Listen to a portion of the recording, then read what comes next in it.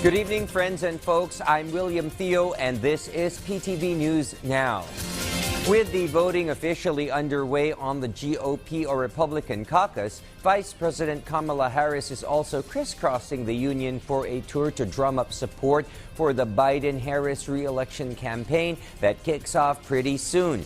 And the Biden-Harris re-election ticket will be banking on a pro-choice or reproductive freedom platform as a key campaign issue to energize the Democrat base and to draw more independents and moderate Republicans. Since the Supreme Court overturned Roe v. Wade after 50 years of being the law of the land, polls have consistently shown that Americans, even those in red or Republican states, favor a pro-choice and liberal take on the issue of abortion, especially women who eschew government intruding on their freedom to decide what's best for their bodies. Every time reproductive freedom has been on the ballot, the people of America have voted for freedom. From Kansas to California to Kentucky, in Michigan, Montana, Vermont, and Ohio, the people of America have voted for freedom, and not by a little, by overwhelming margins. And I think their stance, the Biden-Harris administration's stance on reproductive rights is important, as it allows women the freedom to make the decision that's best for them. It shouldn't be made by anyone else.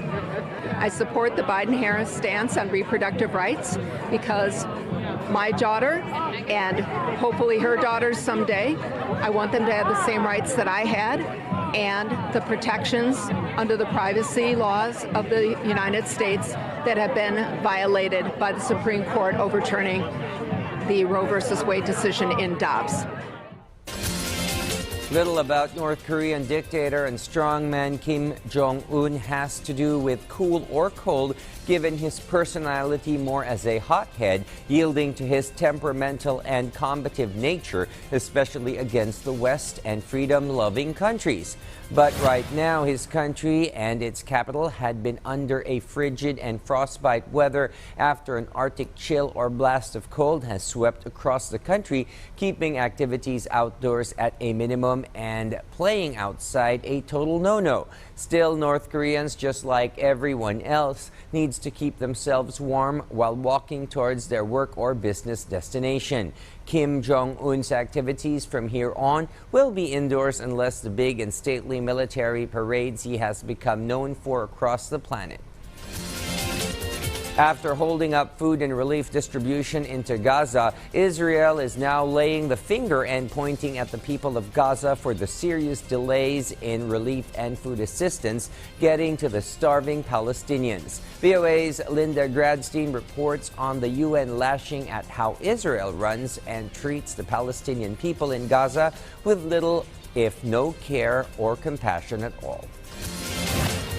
The United Nations says the humanitarian situation in Gaza is growing increasingly desperate, with food shortages and disease threatening the civilian population.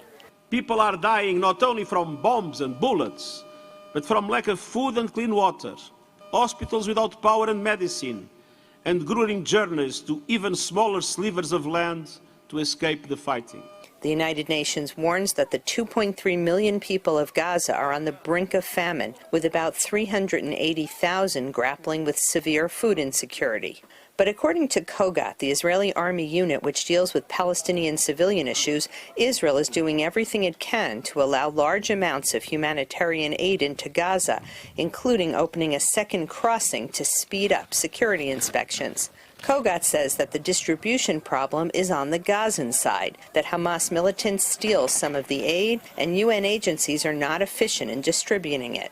We know that the humanitarian situation in Gaza is better than what Hamas are claiming. And I would also like to state that there are also bottlenecks and some problems within Gaza, within the humanitarian organizations that are operating. Neither Hamas nor the UN responded to questions from VOA for this story. Kogat officials say that before the war, 400 to 500 trucks, including about 70 to 80 carrying food, entered Gaza from Israel each day. Now, an average of about 200 trucks go into Gaza daily, and about 150 of them are loaded entirely with food aid.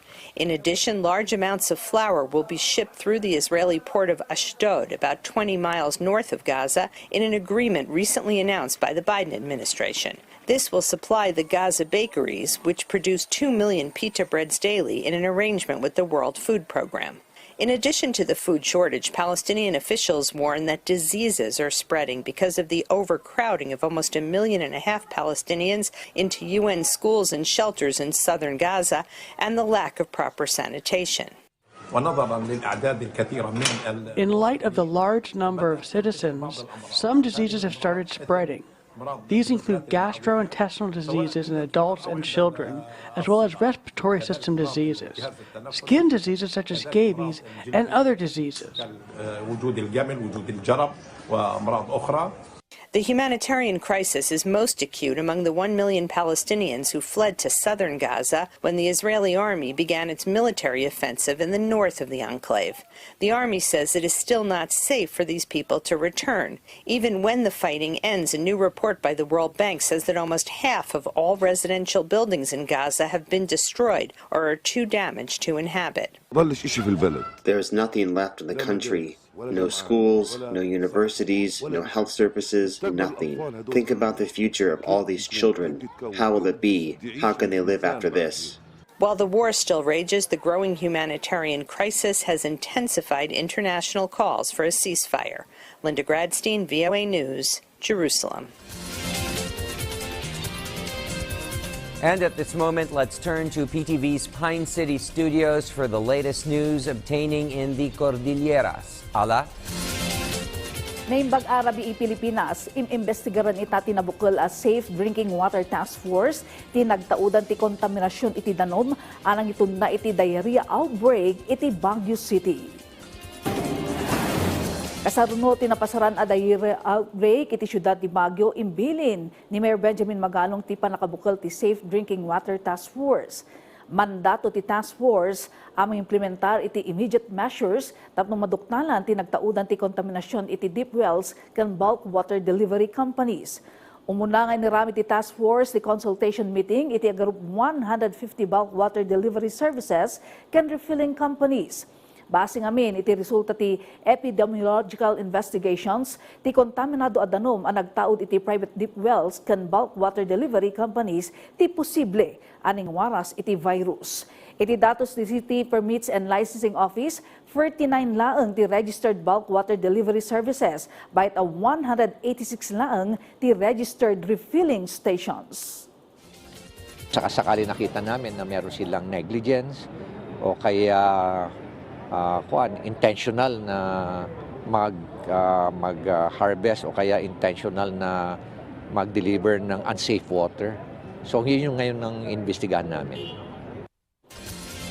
Iti sa Balyadama, mangipat patumpal itati Cordillera Regional Disaster Risk Reduction and Management Council, iti Comprehensive Action Plan tapno maliklikan ti posible nga epekto ti El Nino phenomenon iti riyon. Iti forecast ti pag-asa manamnama ang mapasaran ti dry days iti Cordillera Region iti umuna a quarter ti taon. Iti ngudo ti Enero manamnama ti dry spell iti Abracan Mountain Province bayat ang mapasaran ti drought iti Benguet, Kalinga ken Ifugao. Iti Pebrero aging Marso manamnama nga amin a probinsya iti Cordillera ket may pasidong iti drought conditions. Impanamnama ti Department of Agriculture kas lead agency ti Interagency Task Group El Nino nga epektibo ang mapatumpal ti Comprehensive Action Plan nang runa dagiti mitigation action iti beneg ti food security, water security, health ken public safety. Nabalakada ang dagiti council member agency kan local government unit nga agbalin a proactive iti manamnama nga epekto ti El Nino iti Cordillera. Dagiti damdamag, manipo dito'y PTV Cordillera, siyak ni Ala Sungduan, Naimbag, Arabi. Thank you, Ala, and that's it for tonight. We hope you join us tomorrow's breaking news here at home and abroad. And bear in mind to always work hard, dream big, be kind, and stay connected while you catch the news right here. William Theo wishing you all a restful night ahead.